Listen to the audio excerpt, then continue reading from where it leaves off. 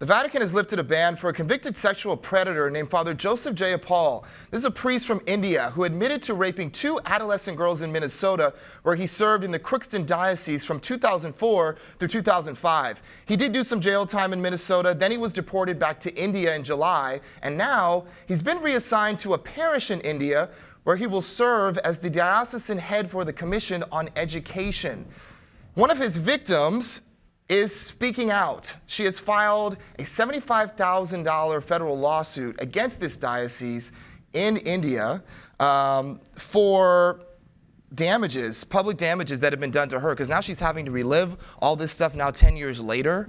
And so she's filing suit against the Tamil Nadu diocese in India.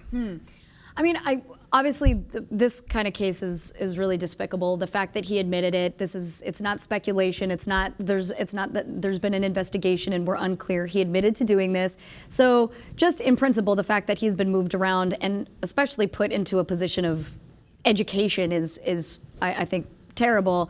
But I do have a question about the necessity to sue the Indian diocese. Why not sue the Vatican? Right. Or yeah, I mean, or like why, because she was in Minnesota when this took place, and there was a civil suit that was filed against this particular diocese in Minnesota when this happened. Right. But now, and look, I see your point. 10 years later, here we are. She's having to go through this again. She thought maybe this was put to rest, and now there is this knowing from the Vatican of what was done to her. So yeah, they suspend him, for a year. He did spend a year and a day in jail. Okay. So they suspended him from the priesthood.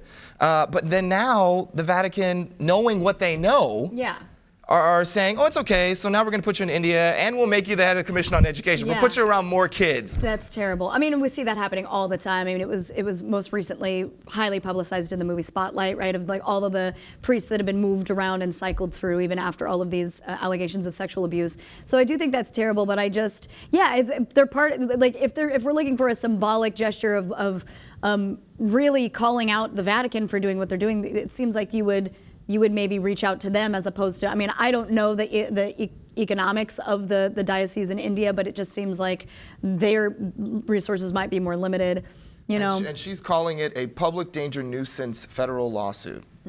I mean, I agree with her on that, right? Absolutely. Yeah. I mean, and so here's the piece. And here's what she had to say about this. This is Megan Anderson. This is the victim who is speaking out. Here's what she had to say. Children deserve to be protected in India, and nobody is doing this at this point. This Pope has said that bishops who cover up sexual abuse and the offending clerics have no place in the church. I feel like this is a slap in the face. Right. And to her point, Pope Francis has been vocal about, bishops holding these members of the clergy accountable for their actions and for the things that they're doing. And this just is not all adding up. Yeah. Absolutely. I mean, again, I think a victim of a crime like this who's seeing this all kind of brought back up again, I could understand the anger. I totally understand wanting to reach out. For me, I'm like, I don't. Hopefully something happens, right? I mean, hopefully something happens. And just statistically looking at sexual abuse, the U.S. Department of Health and Human Services, the Children's Bureau reports that 1 in 5 girls is a victim of child sexual abuse. So this is just not being, I think, it's being taken too lightly on the part of the Vatican. Sharing your story is very important.